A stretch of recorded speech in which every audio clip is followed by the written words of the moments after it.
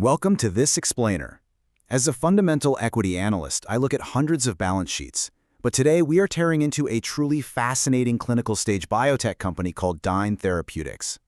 They are sitting right at the center of this massive, glaring financial contradiction. We're going to use the data today to unpack the science, the balance sheet, and the highly anticipated clinical trials that have Wall Street totally split on how to value this company. I want to hook you right out of the gate with the central mystery we're tackling today. Just look at the numbers here. Dyne has absolutely zero current revenue, none, and they've got an ongoing annual net loss of roughly $450 million. Yet, somehow, the market has handed this company a valuation of about $3.2 billion. Seriously, how can that be? What does the market see that justifies that kind of premium? Or, alternatively, is the market actually undervaluing its massive future potential? Okay, let's dive into this. Section 1, the valuation paradox. This brilliantly illustrates the exact paradox I'm talking about. On one hand, we've got a discounted cash flow, or DCF model. This approach looks way down the road, projecting potential long-term cash generation from their drug pipeline, and it spits out an estimated fair value of nearly $100 per share. That's practically screaming that the stock is wildly undervalued right now. But on the flip side, look at the price-to-book ratio. This measures the market's valuation against the company's actual balance sheet today. Dyne sits at 3.7 times. That is a really steep premium over the US biotech industry average of 2.6 times, flashing a big warning sign that it might actually be overvalued. Now put those two extreme models into perspective against this number. At the time of this data, the current share price sits at just $19.33. That massive, gaping hole between a near $100 cash flow projection and a heavy premium book valuation makes this an incredibly fascinating puzzle for any value investor to untangle. So, to figure out why these signals are so completely crossed, we have to look at what's actually happening inside the company. Which brings us to Section 2, inside the balance sheet. Let's peel back the curtain on their Q1 2026 earnings report. Now, what's really interesting here is the sheer scale of the operation for a company that isn't making a single dime in sales.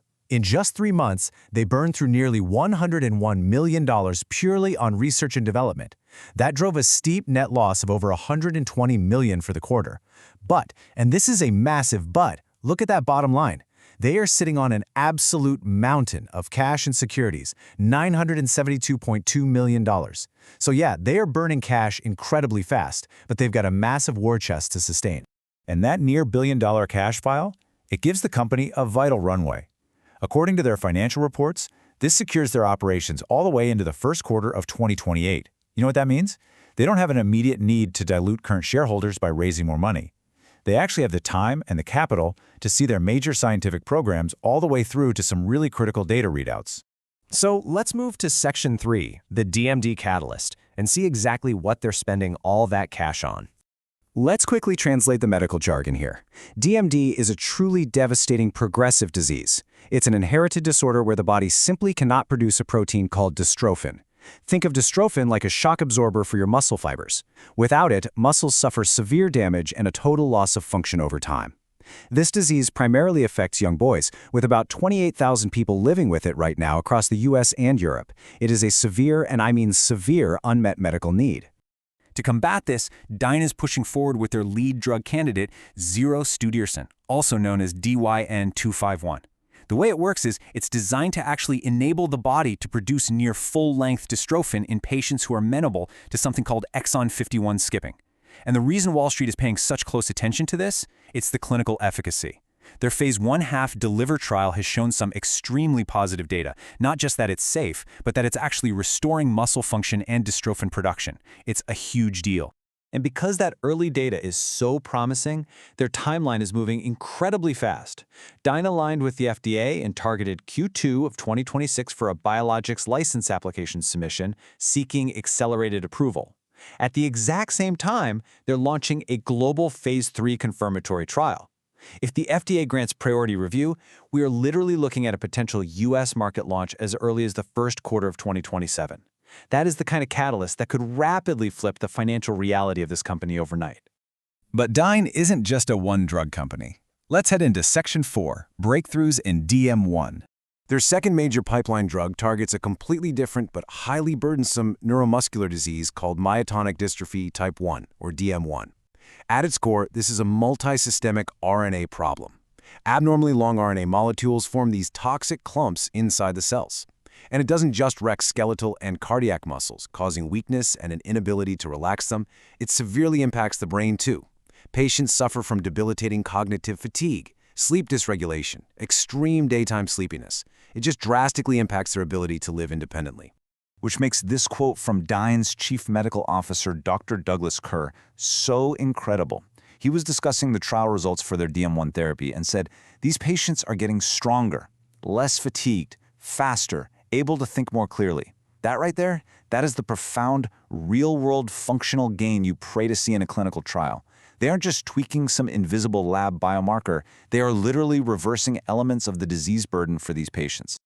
The drug doing this heavy lifting is Zibezaversen, or Dyne-101. It essentially acts like a microscopic cleanup crew, clearing out those toxic RNA clumps to correct gene splicing.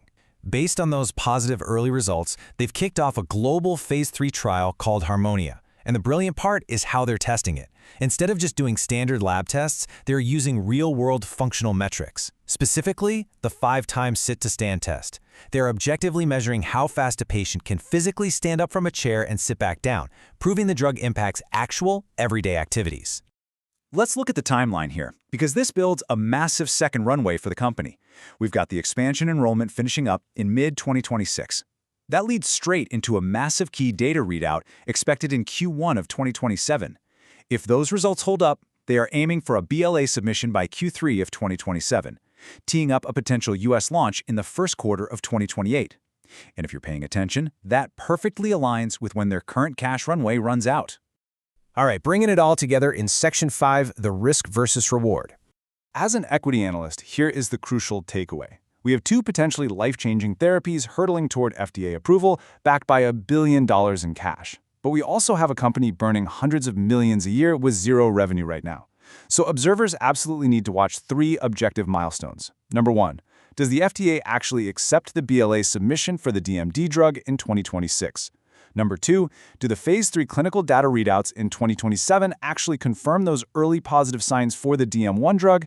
And number 3, can management keep that massive $450 million annual cash burn in check to ensure that $972 million war chest truly lasts until the 2028 finish line?